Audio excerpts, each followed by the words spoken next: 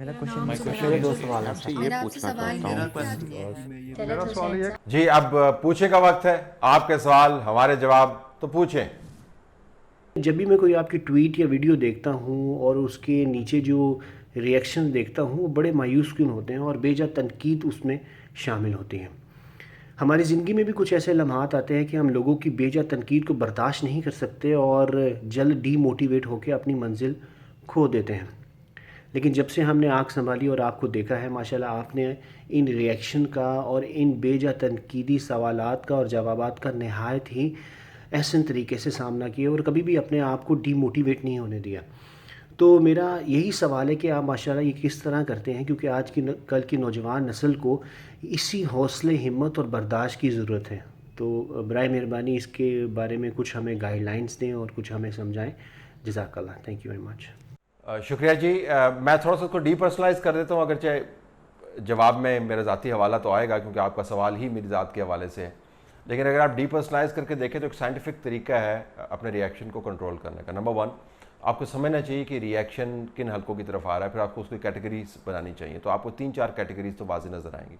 एक तो कैटेगरी है जो फेक कैटेगरी है, उन लोगों की जिनको पैसे दिए जाते हैं इस किस्म की गालिम गलोच करने के लिए। तो ये इंसानी शक्ल है उस ऑटोमेटेड रिस्पॉन्स की जो बॉट अकाउंट्स जिसको कहते हैं, जिनकी सूरत में वो मौजूद है। अगर आपके पास पैसे ज़्यादा हैं, आप पैसे देकर तो ऐसे अकाउंट्स खरीद सकते हैं जहाँ से आपकी मर्ज़ी के रिस्पॉन्स ऑटोमेटिकली जनरेट हो। तो चूँकि हम पैसे नहीं देते, हमने लोग रखे हुए हैं, तो आपको पता होना चाहिए कि ये रिएक्शन जो पैटर्न आपको डिटर्मिन कर देता है कि ये रिएक्शन जो है इस तरफ से आ रहा है। तो आप उसको इग्नोर कर सकते हैं, उसकी वैलिडिटी कोई नहीं है। वो तो पेड पाइपर्स हैं, उनको तो आपने दिहाड़ीबाज है, उनको आपने पैसे दिए हैं, उनका काम ही है। अच्छा ट्वीट आया, चलो जी बैठ के इस गाली काट दो, मतलब आप उसको बिल्कुल इग्नोर कर सकते हैं। दूसरी कैटेगरी वो है जो अपना शजरा नसब बता रही होती है गाली देख। तो मैं तो उसको खुशी से देखता हूँ, अगर मैं देखूँ तो। मैं आपको बताता हूँ मैं कितना ट्वीट्स के ऊपर रिएक्शन को देखता हूँ। लेकिन जब कभी भी नज़र पड़ती है तो अगर बंदा कोई गाली दे रहा होता है तो अपने वालिद के बारे में बता रहा होता है, अपनी वालदा के बारे में बता रहा होता है, अपने दादा परदादा, दादी, नानी, परदादी के बारे में सारा सजरा नसब जो है अपनी गाली के ज़रिए बता रहा होता है। यानी अपना अंदर जो है वो कपड़ों से बाहर निकाल कर आपके सामने रख रहा होता है। दूसरे अल्फाज में अपने आप को नंगा कर रहा होता है। तो अगर खुद कोई बंदा पब्लिकली गाली दे के अपने आप को नंगा कर रहा है तो उसके ऊपर हमें परेशान होने की ज़रूरत नहीं। तो खुद को नंगा कर रहा है, अपनी तरबियत के बारे में बता रहा है, अपने घर के बारे में बता रहा है, अपनी तालीम के बारे में बता रहा है, अपनी जाहिलियत के बारे में बता रहा है। तो जो बंदा कोठे के मुंडेर से खड़ा होकर अपने बारे में बता रहा है कि मैं ये हूँ, मेरे वालदैन ये हैं, मेरा दादा ये है, मेरा शजरा नसब ये है, लिहाजा मैं इस वजह से मैं गाली दे रहा हूँ, तो फिर तो मसला तो उसका हुआ, मेरा मसला है नहीं। तीसरी कैटेगरी वो है जो बेजा तनकीद करती है आउट ऑफ इग्नोरेंस, हकायक पर दस्तरस नहीं रखती। उनको समझाने की ज़रूरत है, हकायक उनके सामने रखने की ज़रूरत है, और उस कैटेगरी पर हमारा फोकस ज़्यादा होना चाहिए। पहले 2 कैटेगरीज को आप इग्नोर कर सकते हैं, तीसरी कैटेगरी के साथ आप इंगेज कर सकते हैं। हर किसी के साथ इंगेज नहीं कर सकते। ये जो तसव्वुर है कि जी हर सवाल का आपने जवाब देना, बिल्कुल देने की ज़रूरत नहीं है। जो मुकम्मल तौर पर और मुसलसल तौर पर जहालत की बात कर रहे हैं, उनके साथ आपको मगजमारी करने की ज़रूरत नहीं है।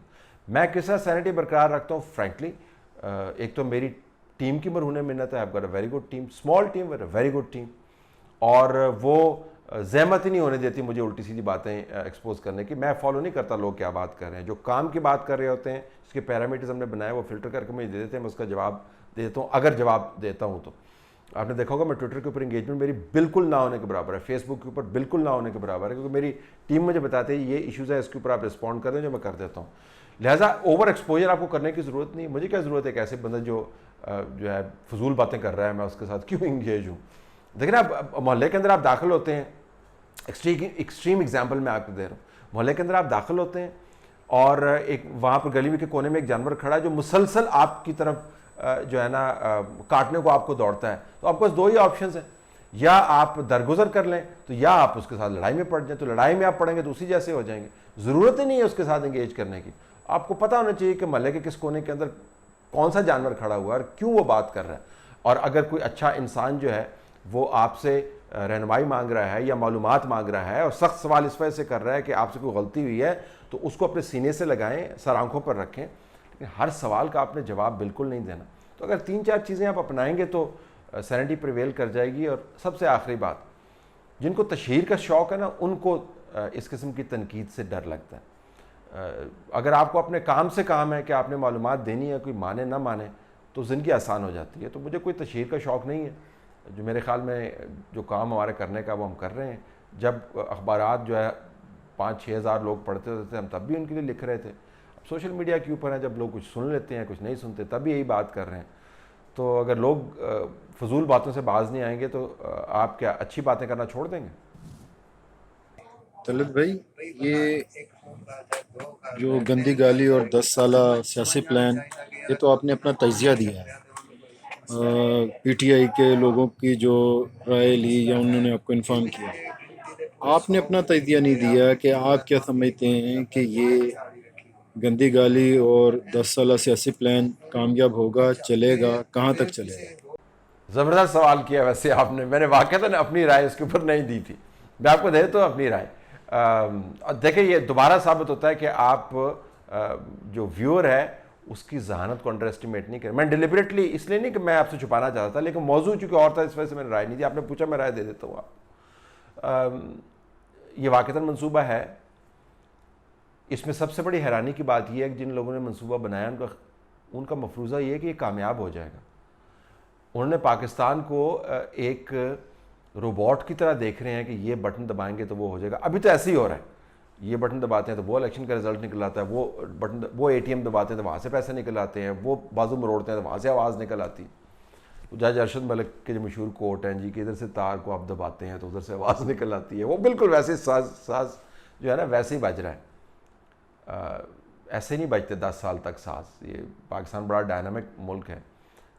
प्लान बिल्कुल मौजूद है, लेकिन इस प्लान में बहुत बड़े बड़े झोल हैं। बुनियादी झोल ये है कि जो निज़ाम मल्टीपल स्टेक होल्डर्स को निज़ाम से निकाल कर बनाएगा अपने आप को, वो बिल्कुल नहीं चल पाएगा। आप एक्सक्लूड करेंगे लोगों को तो निज़ाम धड़ाम से गिर जाएगा। आप इंक्लूड करेंगे लोगों को तो निज़ाम सही चलेगा। आप टॉप डाउन निज़ाम बनाएंगे तो आपके ख़िलाफ़ रिबेलियन हो जाएगा। आप इगैलिटेरियन निज़ाम बनाएंगे असूल पर बुनियाद करते हुए, सबके लिए यकसां जो लागू होते हैं सब पर, तो निज़ाम ठीक चलेगा। तो मेरा तज़िया ये है कि 10 साला मंसूबा है, चलेगा नहीं। तलत साहब, आजकल इसहाक डार की जायदादें ज़ब्त की जा रही हैं, तो क्या ये परवेज़ मुशर्रफ के केस में भी होगा या उनको खुली छूट है? उनको खुली छूट है, कुछ नहीं होगा, सिर्फ इसहाक डार के साथ होगा।